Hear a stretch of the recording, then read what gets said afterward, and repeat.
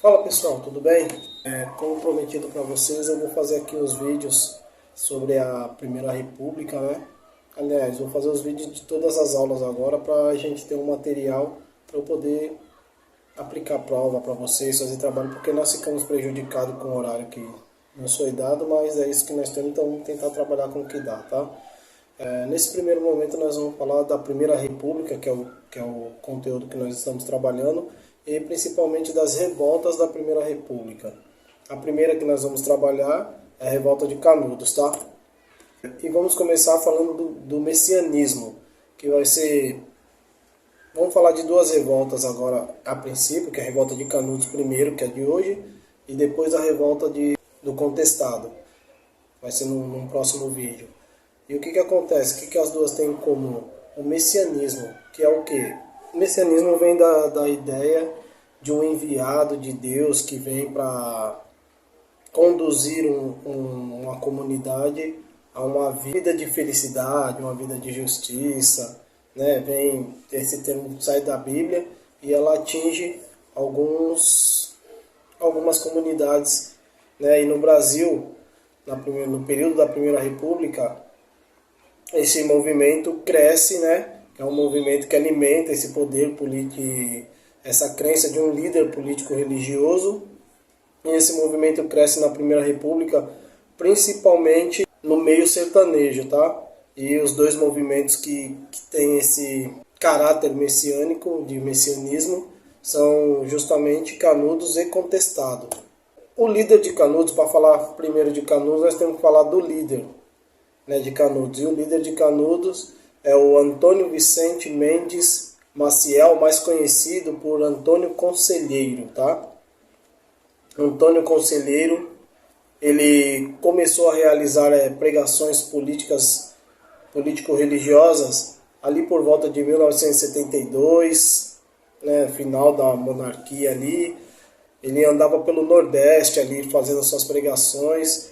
E ele, quando entrou a República, ele discordava de várias coisas, de várias coisas que a República pregava. Impostos, ele achava que não era correto a cobrança de altos impostos, já que o governo não contemplava a população mais pobre com o dinheiro recolhido nesses impostos. Também não concordava com o casamento e tinha outras questões que ele também não concordava. Ele era visto como um fanático religioso e um monarquista.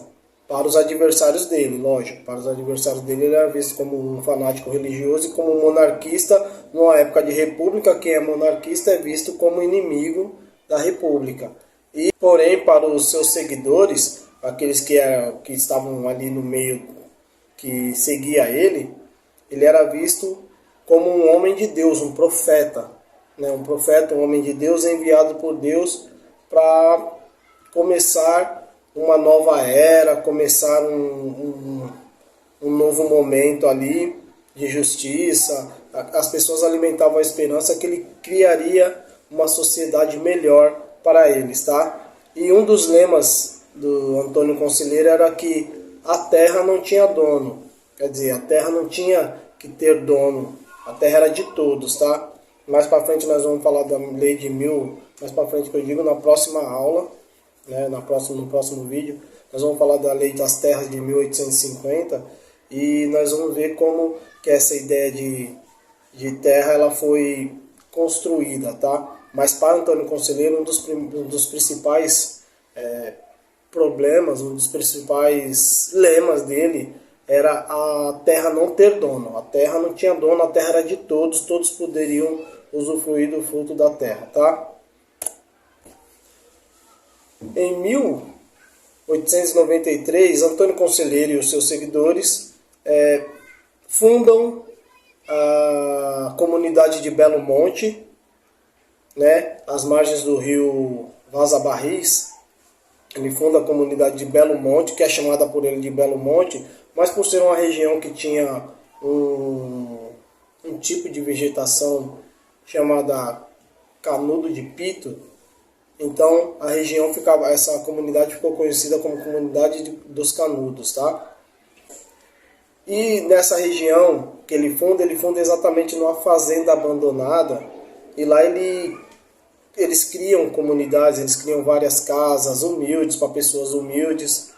E lá eles criam uma forma de viver em comunidade. A forma de viver em comunidade deles era de trabalho comunitário, era um sistema comunitário onde todos trabalhavam, né, onde todos faziam ali cada um a sua parte, mas todos trabalhavam de forma comunitária e o fruto do trabalho de todos era dividido em igual e o excedente era vendido fazendo um fundo para ajudar os mais necessitados ali, tá? Quem vinha nessas terras? Geralmente eram vaqueiros, ex-escravos, sem terras, pessoas pobres, humildes e pessoas que eram perseguidas ali na sua região por fazendeiros, por grandes proprietários, pessoas que eram de fato deixadas de lado pelo Estado. Elas vinham para essas regiões em busca de uma melhora de vida e eram bem acolhidos, né? Eram bem acolhidos porque a brecha que o Estado deixa para essas pessoas, quando tem alguém que acolhe, eles vão com tudo, eles vão mesmo.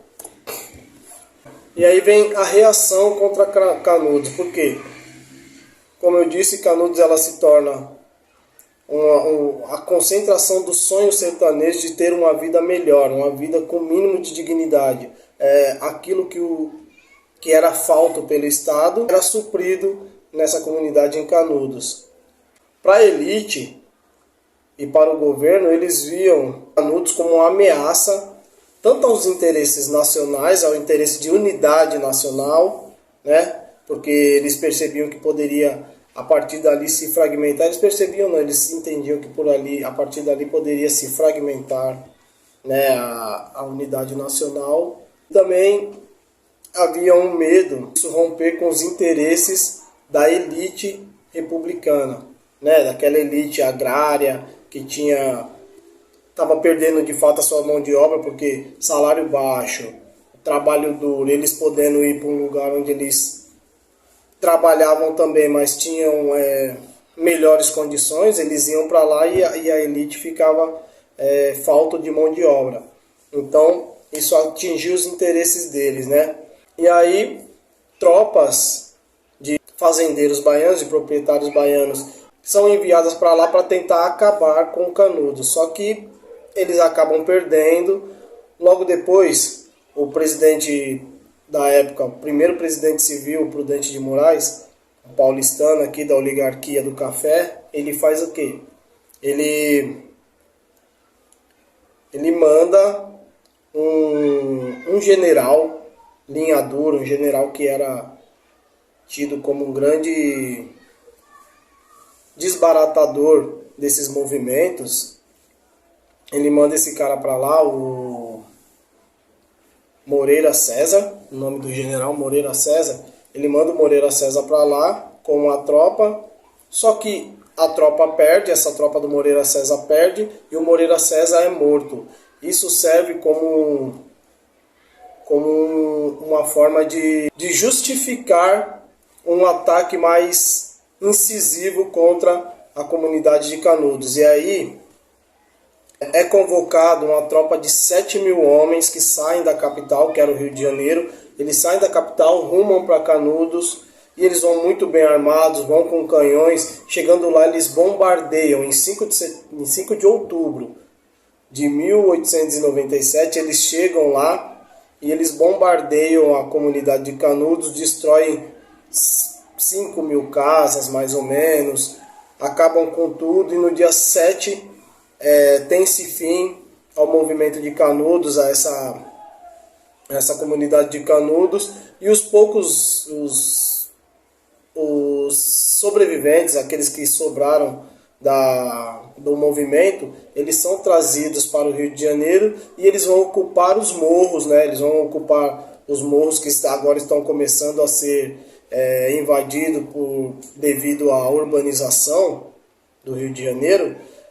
Os morros estão sendo invadidos pela população mais pobre. Esses remanescentes de Canudos também vão ocupar esses morros e vão criar as primeiras favelas, né, ali no Rio de Janeiro. ok? Então assim, essa é basicamente, passando por cima, a história de Canudos, tá? Aqui temos uma charge, uma ilustração, né, da revista ilustrada de 1897, feita por Ângelo Agustin, que mostra como que foi criada a imagem de que Canudo era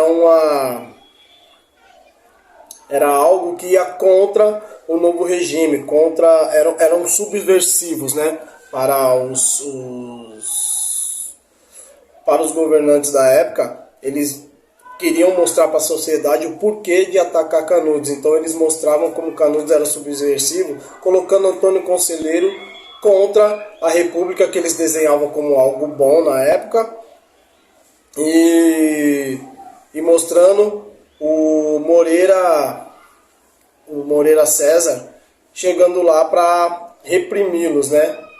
Porém, aconteceu de Moreira César morrer, e aí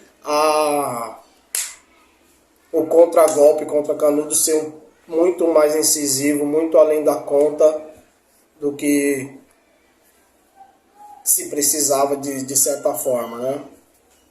E aqui uma outra imagem que mostra os remanescentes de Canudo, né?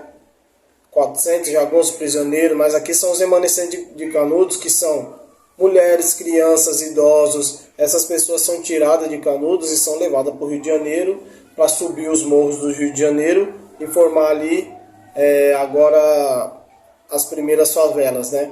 Ali nos morros do Rio de Janeiro. Beleza? Então, por hoje é isso aí e até a próxima.